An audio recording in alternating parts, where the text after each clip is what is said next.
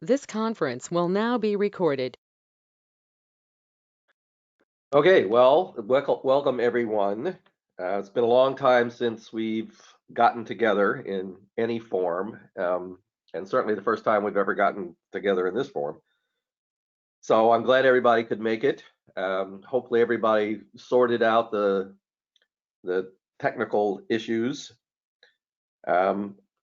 So for introductions, I'll just let everybody go around and say hey as a matter of introducing yourselves and making sure all the audio stuff works.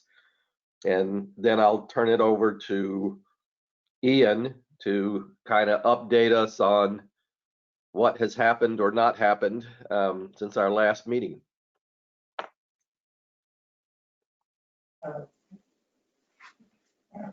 Oh, hi, I'm Linda Eierman, member of the committee. Hi, I'm Chris Anderson down in Arch Cape, also a member of the committee.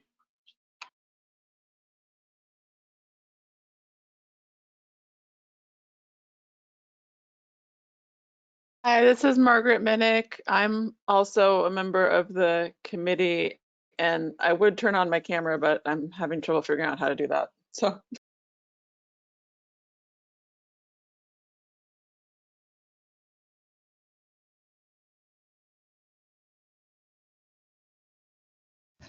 Hi, I'm Victoria Sage. I'm a planner at Clatsop County. I'm just here as an observer and to see how this is working out for everyone.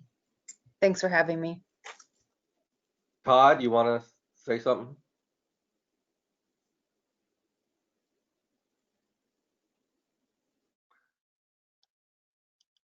Okay, well, we'll turn it back over to Ian. Thanks, Charles. So just for the record, we do have Todd Lundy here. Todd, the mute unmute button is a circular icon with a microphone. It should be red right now. If you click that icon, it should change to green and you'll be unmuted. So hopefully we can hear you. We also have, I believe, Gail Henriksen is here. Ian, can you hear me? I can't hear anybody. We can hear you, Todd, yes.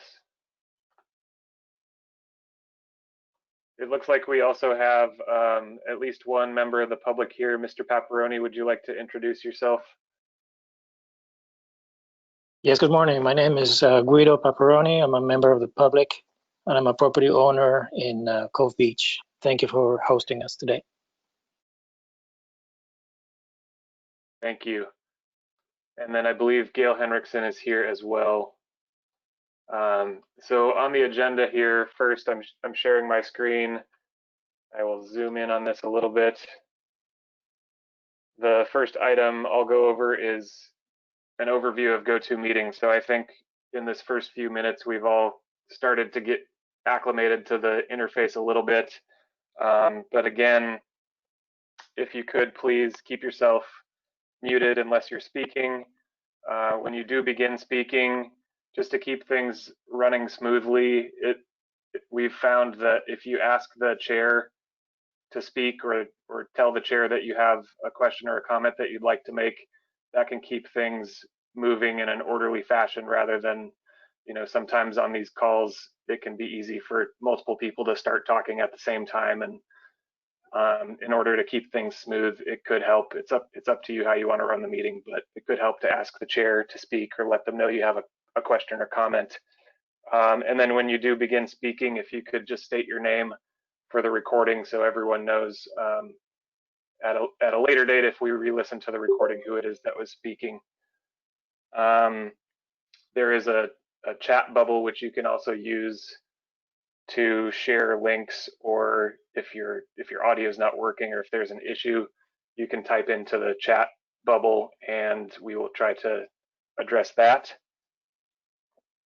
Are there any questions about the interface or how to use anything? Is anyone still having technical difficulties?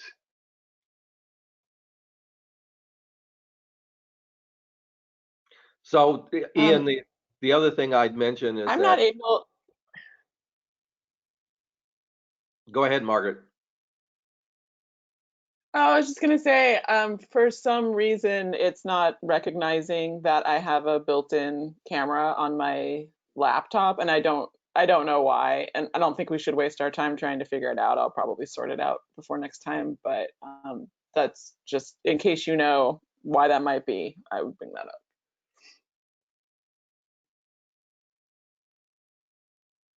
So you could try, when I have the program open, I have a tab at the top of my screen, a little drop down that says webcams, and there is a webcam preferences menu. So there's also the gear Yep. icon at the top right. If you click on the gear icon, it'll goes to settings, and then there's a drop down that'll let you pick which camera or which audio you want to pick. Yeah, for some reason it's saying that I don't have a camera. So it's not giving me any options to pick a camera. Okay, yeah, I'm not sure how or what the reason is for that, but you know, video isn't absolutely necessary to participate. It is helpful sometimes, but you know, not everyone will be able to participate with video. So hopefully we can work that out before the next meeting. Yeah, I've used GoTo Meeting before and haven't had this problem, so maybe it was just a fluke. I don't know. Anyway, I'll work on it.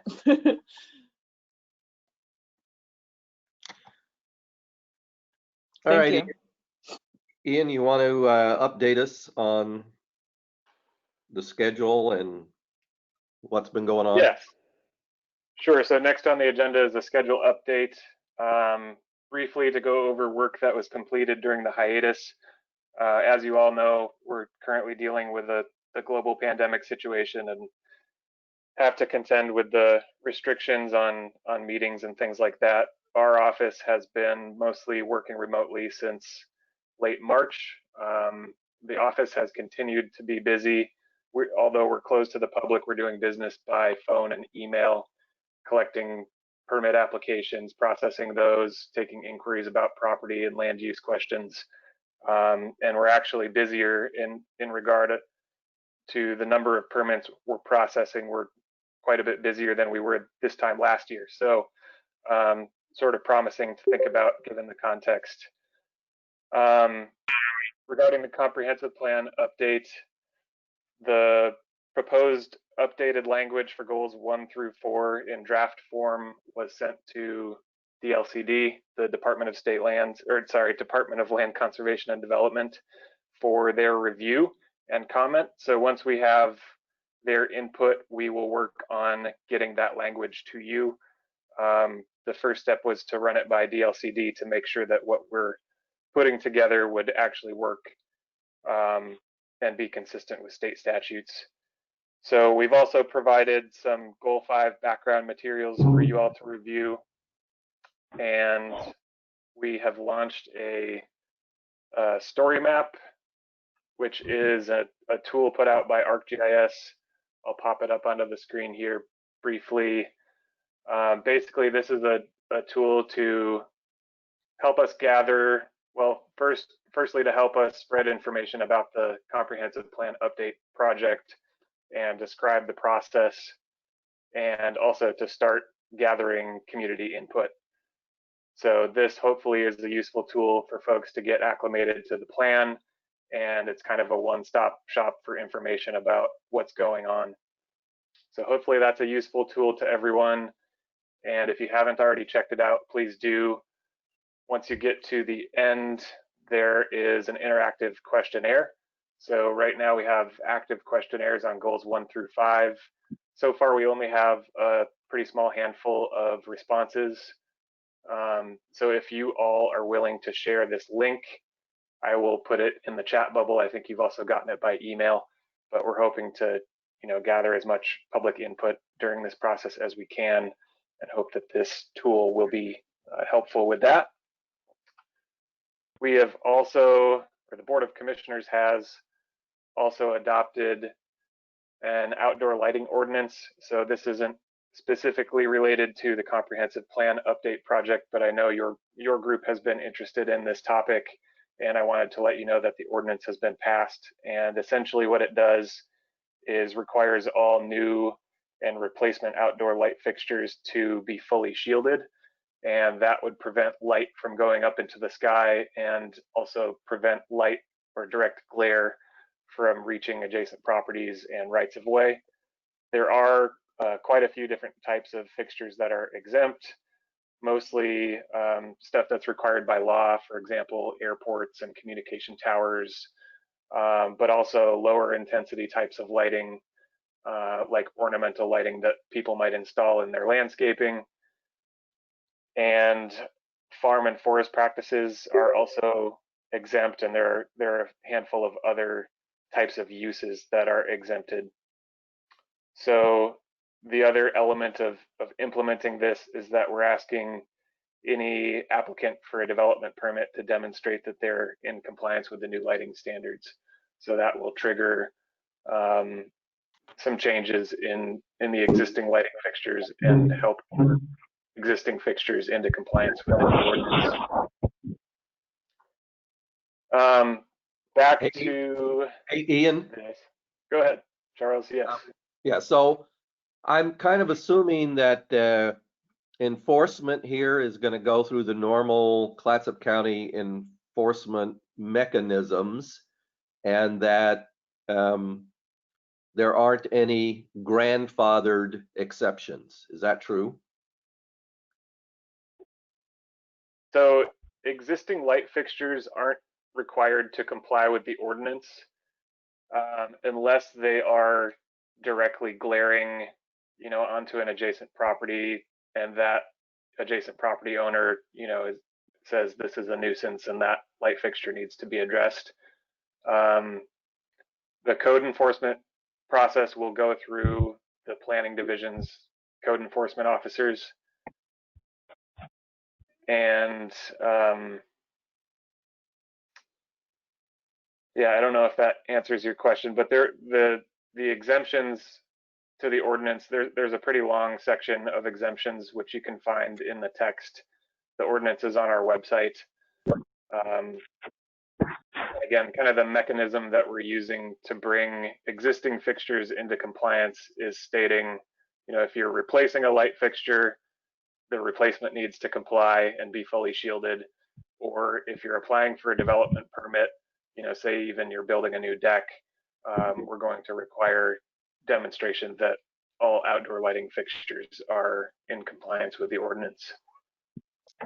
Okay, so I just wanted to kind of clarify those 2 points, and then kind of as an example, I know historically there's been some issues in Arch Cape with some people that have oceanfront properties that had floodlights that were lighting up the entire beach. So I don't know if you've already had complaints about that or not specifically, but I just wanted to make sure those would not somehow sneak through as a grandfathered condition. So floodlights on the beach are specifically listed as a prohibited type of lighting unless they're, in supporting search and rescue operations. And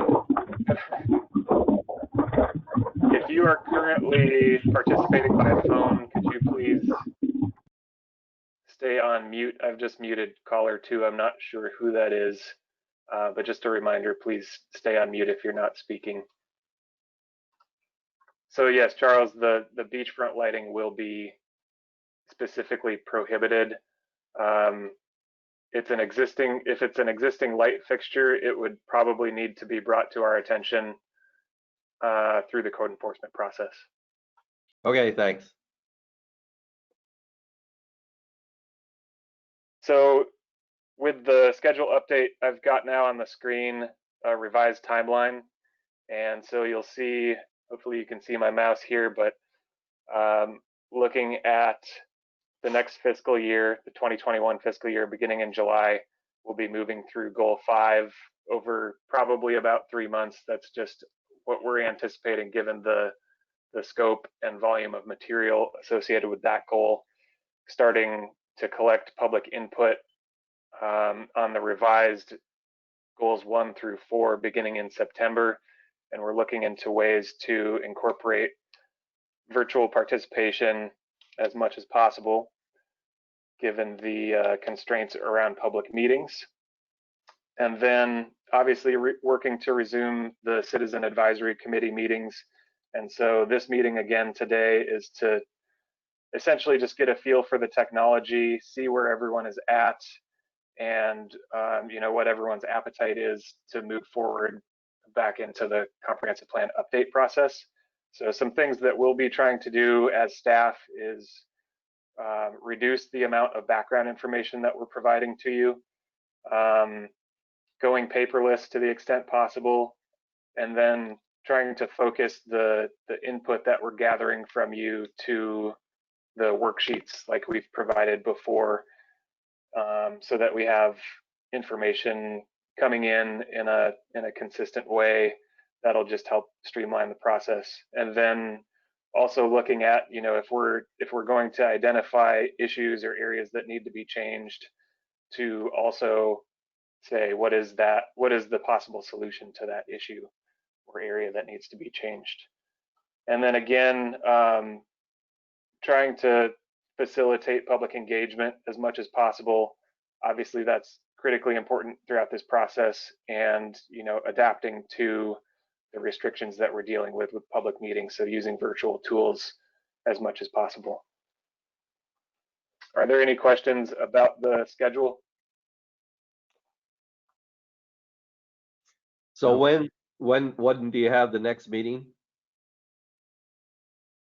So I believe next on our agenda is to establish a regular meeting date and time for this group, and the other citizen advisory committees are doing the same. They're hosting similar meetings.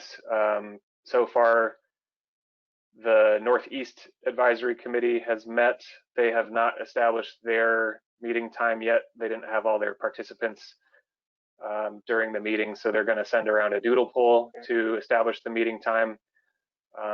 So your group is the second group that's meeting, and then the remaining 3 or 4 will be meeting over the next week or 2. So it's up to you how you'd like to establish your regular meeting date and time. Again, part of the purpose of today's meeting is to see what everyone's appetite is for moving forward and diving back into this process. So you can discuss that and decide how you'd like to move forward. If you do decide that it would be easier to solidify your meeting time with a doodle poll, I can work on putting one together and send that out to you after the meeting. And what was our regularly scheduled? I mean, we did have these things planned out. So what was the regularly scheduled meeting? I think it was Wednesday. I forget whether it was the first Wednesday of the month or. Yeah, your regular meeting date is the second Wednesday of the month at 10 a.m. So if everyone's okay with sticking to that, we can do that. That's okay with me. Works for me. Works for me. It's already on my calendar. Yeah, that's fine with And me. Ian, can I just say, Ian, I know you probably want us to say we don't want to be involved any longer, but I think we do. Oh, no, not at all. Your involvement is much appreciated, and I think we still just It's priceless, I know. I think we still just need to hear from Margaret, but it sounded like everyone else was good with keeping the meeting on the second Wednesday at 10 a.m. Yep. Yeah, that's fine. That's fine with me too. This is Margaret for the recording. Thank you. All right, so I think that's a consensus there, Ian. So do we pick up then in July with a proper meeting on the second Wednesday? Yes, so the second Wednesday of July will be the 8th. So I will put it on our calendar and send out an invitation to you for the next meeting. And that'll be July 8th Wednesday, 10 a.m. And you'll be able to use the same Perfect. link to access the GoTo meeting. So that link will never change. You'll just use the same one every time. Okay. Very good.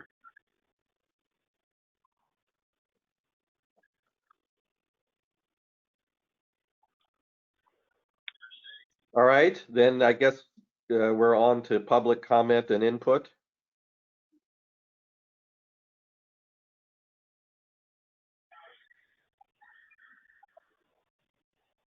Hi, this is Julia. This is I'm calling in as caller one. I just wondered if I could just say one quick word to the committee, and that is, you guys are very valuable to us. You have provided us with tremendous input and tremendous insight, and we need you, and I don't want you going anywhere, Linda. So anyway, and Charles and Chris and Todd and Margaret, we need you guys. So anyway, just want to make sure you understand that. Okay, I'll be quiet now. Thank you. Thanks, yeah. I saw Mr. Paparoni had unmuted himself. Was there something that you wanted to say? I just wanted to thank again all the members for making this meeting available via video conference. It helps a lot. Thank you. Okay, perfect. All right, I guess I see Linda's raising her hand. Oh. Linda, could you unmute yourself? No, she's unmuted. Yeah, I have two questions. In the thing I think you called a storyboard, the first exhibit you showed us, is that on the county's website? Where do we find that? Pictures yes, and it is on the website. I will send you, so just to show you this. where it's at. If you can you see my screen, Linda? Okay. Okay, So good. I'm on the county's website here on the land use planning page. I've clicked on comprehensive plan update, and there is a link here. Okay. The story map. I will also send you the link in the chat here in GoTo Meeting. Great, thank you. Okay, second question. The updated goals 1 to 4 that have gone to LCD, I don't know what the timetable is for them to get them back to you and you to get them to us, but just let me say that it would be really helpful going forward if we could see how you synthesized the first 4 goals based on what we did at our meetings, because we really, it would give us guidance. So if we could possibly get those even in draft form without the LCD input, it would be helpful. Mm-hmm. Yeah. Okay, thank you, Linda. I know Gail and Julia are on the call as well, so they've heard that. And from what I understand is that so far we've gotten some comments back on goals 1 through 3, and we're still waiting to hear back on goal 4. So I'm not exactly sure what the time frame is for getting the goal language back to you. It's Charles. I would also assume that when you sent in the consolidated comments or proposal for 1 through 4 to DLCD, that was across all of the committees, not just ours. Correct. This is Todd. It seems to me that Linda was asking for the draft that you sent to LCDC. Is that possible for us to see that?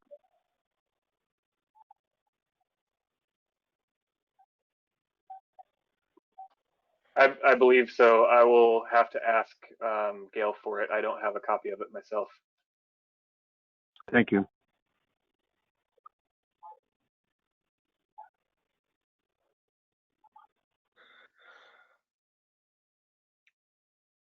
Anybody got any more comments? Then hearing none, I would move that we adjourn. I second. All in favor? Aye. Aye. Aye.